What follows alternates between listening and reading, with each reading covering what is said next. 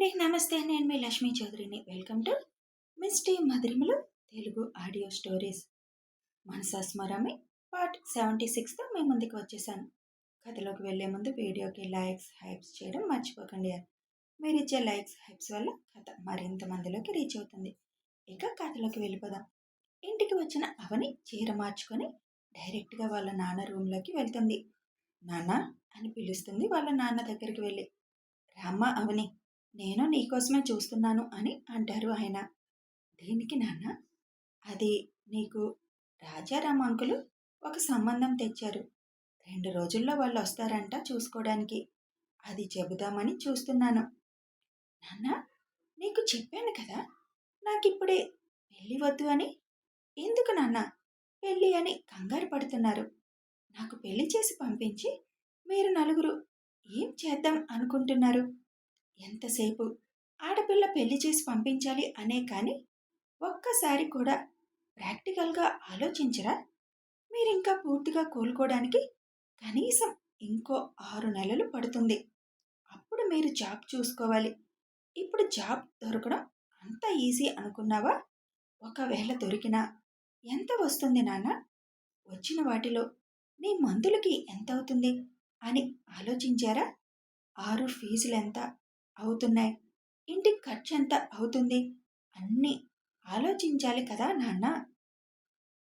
ఇల్లు తప్ప మనకి ఇంకా ఏమీ లేదు నాన్న. కొంచెం మీరు పూర్తిగా కోలుకొని మీరు మళ్ళీ నిలబడాలి. అప్పటి వరకు దయచేసి పెళ్లి మాట ఎత్తకండి నాన్న. మీరు స్ట్రెస్ ఎక్కువ తీసుకునే జాబ్ కూడా చేయకూడదు. మీకు మంచి జాబ్ వస్తే అప్పుడు నేను ధైర్యంగా ఉంటాను. ఇంకా నేను ఇప్పుడే కెరీర్ స్టార్ట్ చేశాను. 1 సంవత్సరం అయితే నేను సెటిల్ అవుతాను. ఇప్పుడు పెళ్ళంటే నా కెరీర్ కూడా దెబ్బతింటుంది నాన్న. నాకు ఇంకా ఇప్పుడు 23 నాన్న. పెద్ద వయసు అయిపోలేదు. ఇప్పుడు ఈ పెళ్లి చూపులు ఏమీ వద్దు నాన్న. అర్థం చేసుకోండి.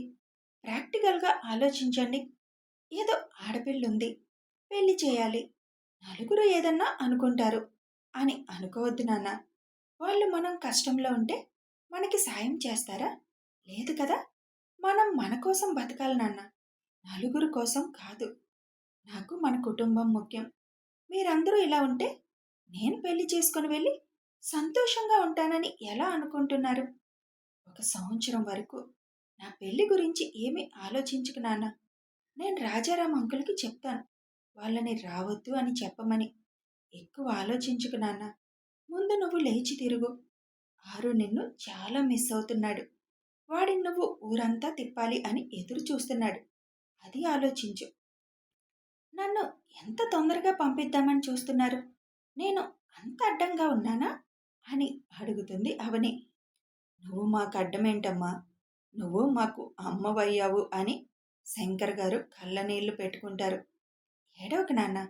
నిన్ను చాలా మిస్ అయ్యాను నాన్న. నువ్వు తొందరగా బాగా నడిస్తే మళ్ళీ మనం ఊరంతా అర్ధరాత్రి వరకు తిరగాలి. చాలా ఎంజాయ్ చేయాలి. ఇంకా ఇంకా చాలా చేయాలి.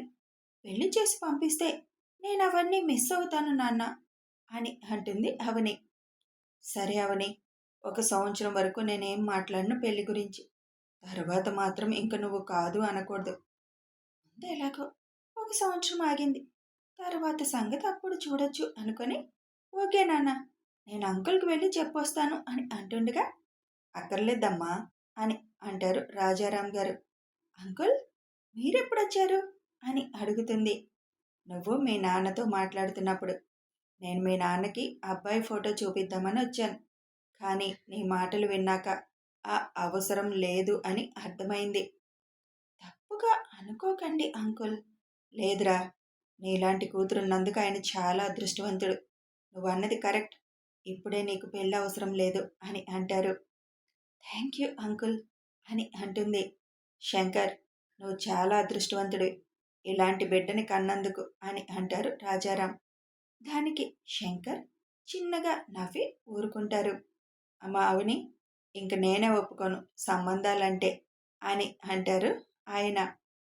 అవని చిన్నగా నవ్వుకుంటూ కూర్చోండి అంకుల్ అని చెబుతుంది. లేదురా, వెళ్తాను. ఫోటో చూపిద్దామని వచ్చాను అంతే. వెళతాను అని అక్కడి నుంచి వెళ్ళిపోతారు ఆయన. సరే నాన్న, కాసేపు రెస్ట్ తీసుకోండి అని అవని తన రూమ్కి వస్తుంది. అవని వెనక్కి వచ్చిన అనుగారు, మొత్తానికి ఒక సంవత్సరానికి వాయిదా విజయవంతంగా వేయించావు. మరి తర్వాత ఏం చేస్తావు అని అడుగుతారు. కాసేపు కూడా ప్రశాంతంగా ఉండనివ్వవా అని అవని కోపంగా అడుగుతుంది. నేను అడిగింది కరెక్ట్నే కదా. సంవత్సరం ఎంతసేపు తిరిగొస్తుంది? అప్పుడు మళ్ళీ ఇదే సమస్య మొదలవుతుంది. ఏ రోజుకైనా పెళ్ళనేది జరగాలి. జరిగి తీరుతుంది. ప్రతిసారి తప్పించుకోవడం అవ్వదు. ఒకసారి అబ్బాయి ఎవరో చెప్పు అని అడుగుతారు అనుగారు. నాని ప్లీజ్, నాకు చాలా అలసటగా ఉంది. ఇప్పుడు నీతో వాదించే ఓపిక లేదు. నన్ను వదిలే అని కళ్ళు మూసుకొని పడుకుంటుంది. అవని అనుగారు అడిగిన దానికి ఏం చెప్పాలో తెలియక ఆవిడ మీదకి విసుగు చూపిస్తుంది. ఎన్నాళ్ళు చెప్పకుండా ఉంటావో నేను చూస్తాను అని అనుకొని ఆవిడ అక్కడి నుండి బయటికి వస్తారు. ముంబై. ముఖేష్ ఇంట్లో కూర్చొని ఈ ఎదవలు వెళ్ళి 4 రోజులు అవుతుంది, ఇంతవరకు ఏమీ తెలుసుకోలేకపోయారు అని తిట్టుకుంటూ వాళ్ళకి ఫోన్ చేస్తాడు. శుభ్రంగా తాగుతూ ఎంజాయ్ చేస్తున్న ఇద్దరు బాస్ నుంచి ఫోన్ రాగానే అలర్ట్ అయి ఫోన్ లిఫ్ట్ చేస్తారు. ఎరా, వెళ్ళి 4 రోజులైపోయింది, కనీసం ఒక్క విషయం కూడా కనుక్కోలేకపోయారు. అసలు మీ వల్ల అవుతుందా అని సీరియస్గా అడుగుతాడు ముఖేష్. అన్నా, ఆ పనిలోనే ఉన్నామన్నా. మా వాడు రేపు ఊరు నుంచి వచ్చేస్తున్నాడు, ఇంక ఫాస్ట్గా కనుక్కుంటామన్నా అని చెబుతారు ఇద్దరు. సరే, నాకెంత తొందరగా వీలైతే అంత తొందరగా ఆ అభిరామ్ గురించి ఇన్ఫర్మేషన్ కావాలి అని అడుగుతాడు ముఖేష్. అలాగే అన్నా అని అంటారు ఇద్దరు. ముఖేష్ ఫోన్ కట్ చేసి, వీళ్ళ వల్ల కాకపోతే నేనే పోయి వాడితో డైరెక్ట్గా తేల్చుకుందామంటే అసలు వాడి స్టామినా ఏంటో అర్థం కావడం లేదు. అందరూ వాడి గురించి సైలెంట్ కిల్లర్ అన్నట్టు చెబుతున్నారు. వాళ్ళకి తెలిసినంత వరకు వాళ్ళు చెప్తున్నారు. నేనిప్పుడు తొందరపడితే నా వచ్చి నేనే బిగించుకున్నట్టు అవుతుంది అని అనుకుంటూ ఆలోచిస్తూ ఉంటాడు ముఖేష్.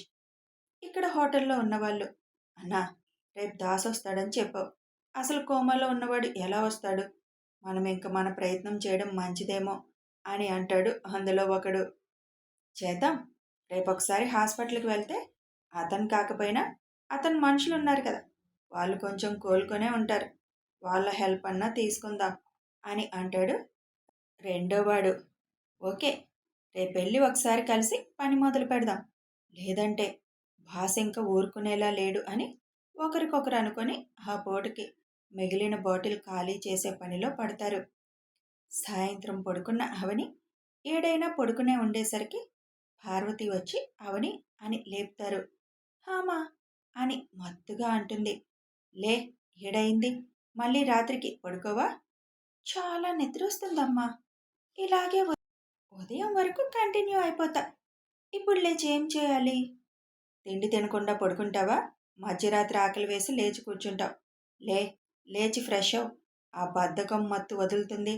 అయినా అంత అలసిపోయే పనులు ఏం చేసావు అక్కడ అని అడుగుతారు అనుగారు.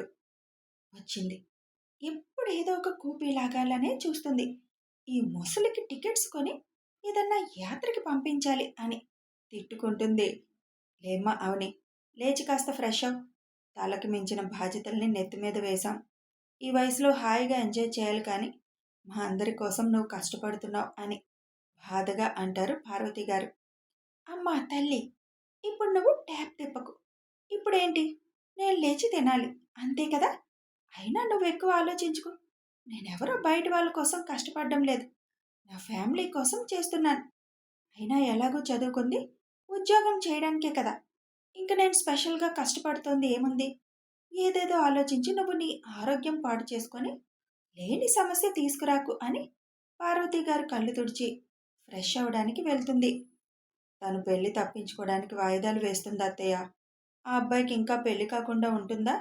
అతను మగాడు, ఇలాంటివి పట్టించుకొని ఉంటాడా? పోనీ పట్టించుకున్నా అవని గురించి ఏం తెలియకుండా అతను మాత్రం ఏం చేస్తాడు? ఇదింత మొండిగా ఉంటే ఎలా అత్తయ్య అని అంటారు పార్వతి. నేను అడుగుతున్నాను కదా పారు, కానీ నీ కూతురు చెప్పడం లేదు. ఏం చేద్దాం? పెళ్ళైతే చేసేదేముంది? అసలు అడగడానికి రైట్ కూడా లేదు. ఆ అబ్బాయి ఏమీ కావాలని చేయలేదు కదా! అందులో అతని తప్పు ఏమీ లేదు. అవని అతనికి స్పృహ వచ్చేదాకా ఉండి ఉంటే అతను ఏమనేవాడో తెలుస్తుంది. అయినా సిద్ధాంతి గారు చెప్పారు కదా! ఆ అబ్బాయి వెతుక్కుంటూ వస్తాడని. నువ్వెక్కువ ఆలోచించకు అని అంటారు అను. ఏం వస్తాడో ఏంటో అత్తయ్య. నాకు నమ్మకం పోతుంది. ఇన్నాళ్ళయింది. అతను చాలా స్థితిమంతుడు. తెలుసుకోవాలంటే ఎలా అయినా తెలుసుకోవచ్చు. కానీ తెలుసుకోలేకపోయారంటే అతను లైట్ తీసుకుంటే ఈయనకి అసలు విషయం ఇది అని తెలిస్తే అస్సలు తట్టుకోలేరు అని అంటారు పార్వతి. దేనికైనా కాలమే పరిష్కారం చెప్పాలి పారు. ఎక్కువగా ఆలోచించడం నీకు మంచిది కాదు. జరిగేది ఎలా జరగాలో అలా జరుగుతుంది. వెళ్ళు, వెళ్ళి భోజనం ఏర్పాట్లు చూడు అని చెబుతారు అను. అలాగే అని పార్వతి గారు అక్కడి నుంచి వెళ్ళిపోతారు. ఆవిడ వెళ్ళిన 5 నిమిషాలకి వాష్రూమ్ నుంచి బయటికి వచ్చిన అవనిని చూసి, నువ్వు ఇంత మొండిగా ఉంది దేనికి అవని? నువ్వు పెళ్లి చేసుకుంటే మాకు కష్టమవుతుందనా అని అడుగుతారు అనుగారు. కానీ ఇప్పుడు మనం ఉన్న పరిస్థితిలో నేను పెళ్లి చేసుకొని వెళ్ళిపోతే కష్టం అని మీకు తెలుసు. అయినా ఎందుకు పదే పదే అదే విషయాన్ని ఎత్తుతారు? అదే నేను అబ్బాయి అయితే ఇంత డిస్కషన్ ఉండేదా? ఇలాగే విసిగిస్తే నేనేదో ఒక హాస్టల్లో జాయిన్ అయిపోతా ఇంటికి రాకుండా అని బయటికి వెళ్తుంది కోపంగా. ఓ అబ్బో! ఈ మధ్య ఏదడిగినా కోపం ఎక్కువవుతుంది. ఈ పిల్లకి ఏం చేయాలో తెలియక పిల్లకి ఈ కోపాలు. దీని ముక్కుకి తాడు వేసేవాడు ఎక్కడున్నాడో, ఏం చేస్తున్నాడో అని అనుకుంటూ బయటికి వస్తారు అనుగారు. అభి, ఇవాళ కూడా ఆ ల్యాప్టాప్ పట్టుకొని కూర్చుంటే ఎలా అంటారు సుచిత్ర. ఏం చేయాలమ్మా ఇంకా అడుగుతాడు అభి. వయసులో ఉన్న అబ్బాయి ఏం చేయాలి ఇంకా అని అడిగేది నువ్వే అభి. నీ వయసు వాళ్ళు ఈ పాటికి ఫ్రెండ్స్తో రోడ్ల మీద తిరుగుతారు. లేదంటే ఏ పబ్బనో సినిమానో వెళ్తారు. నువ్వు చూస్తే ఎప్పుడు ఆ ల్యాప్టాప్ పట్టుకొని కూర్చుంటావు అని అంటారు సుచిత్ర. నాకు ఆ సినిమా పబ్లు అంత ఇంట్రెస్ట్ ఉండవని తెలుసు కదా అమ్మా. ఇంకా ఫ్రెండ్స్ అంటే విని తప్ప ఇంకెవరూ నాకు అంత క్లోజ్ అవ్వలేదు. నీ కోళ్ళు వచ్చాక దాంతో రోడ్ల మీద తిరుగుతాలే అని అంటాడు అభి నవ్వుతూ. "హ్మ్, నా కోళ్ళు వచ్చాక కూడా నువ్వు ఇలా ల్యాప్టాప్ పట్టుకొని కూర్చుంటే ఊరుకుంటానా? ఇద్దరం కలిసి దాన్ని పనికి రాకుండా చేస్తాం. హహా, అంత పని చేసినా చేస్తారు మీరు. ఇంతకు ఫోన్ చేసిందా అవని? ఇంటికి వెళ్ళి మాట్లాడి ఉంటుంది కదా? వాళ్ళ నాన్నగారు ఏమన్నారు అని ఏమైనా చెప్పిందా?" భలే అడుగుతావమ్మా. నీ కోడలు తనంతట తాను నాకు ఫోన్ చేయడం అది జరిగే పనేనా అని అంటాడు అభి. మరైతే నువ్వు చేయి. నేను చేస్తే టెన్షన్తో చేస్తుందమ్మా. అవసరమా? ఒకసారి చెయ్యి అభి. విషయం తెలుస్తుంది కదా. మా మాటలతో బురిడి కొట్టించి ఎలా అయినా వాళ్ళ నాన్నని కన్విన్స్ చేసే ఉంటుంది. ఇప్పుడు మనం ఫోన్ చేస్తే ఎత్తడానికి టెన్షన్ పడుతుంది. ముఖ్యంగా నేను చేస్తే ఎక్కడ మళ్ళీ ఏం బాంబు పేలుస్తానని భయపడి చేస్తుంది. అవసరమా? ఏముండదులే, ఒకసారి చెయ్యి అని అంటారు సుచిత్ర. నీ ఇష్టం అని అవని నెంబర్ డయల్ చేస్తాడు. హాల్లో కూర్చొని వాళ్ళ నాన్నతో మాట్లాడుతున్న అవనికి ఫోన్ సౌండ్ వినిపించి లోపలికి వెళ్ళి చూసేసరికి అభి చేస్తూ ఉండడంతో, ఇప్పుడు ఈయనెందుకు చేస్తున్నారు? మళ్ళీ ఏం ఫిట్టింగ్ పెడతారు అనుకుంటూ ఫోన్ లిఫ్ట్ చేస్తుంది. హలో సార్ అని అంటుంది చిన్నగా. అవని, నేనమ్మా అని సుచిత్ర అనగానే, మేడం మీరా? చెప్పండి మేడం అంటుంది. ఈ మేడం ఏంటవని? అత్తయ్య అను అంటారు సుచిత్ర. అది అలవాటయింది కదా.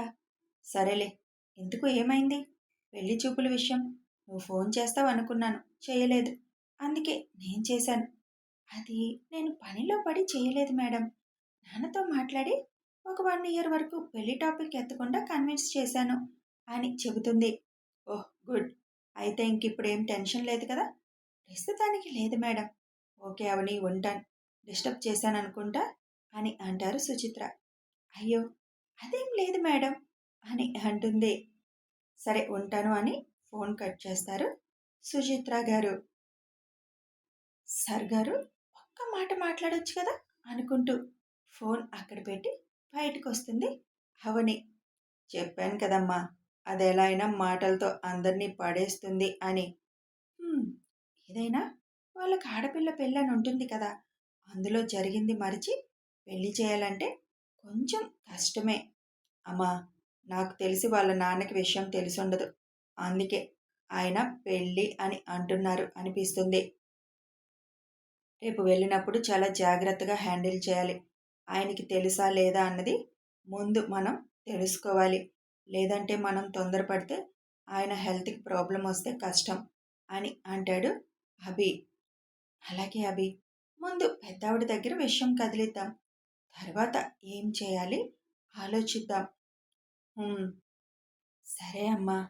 సరే పద, డిన్నర్ చేద్దాం అని అభితో పాటుగా కిందకి వెళ్తారు. అవని ఆఫీస్‌కి వెళ్ళిన అరగంటకి అభి ఫ్యామిలీ మొత్తం అవని ఇంటి ముందు నుంచొని కాలింగ్ బెల్ కొడతారు.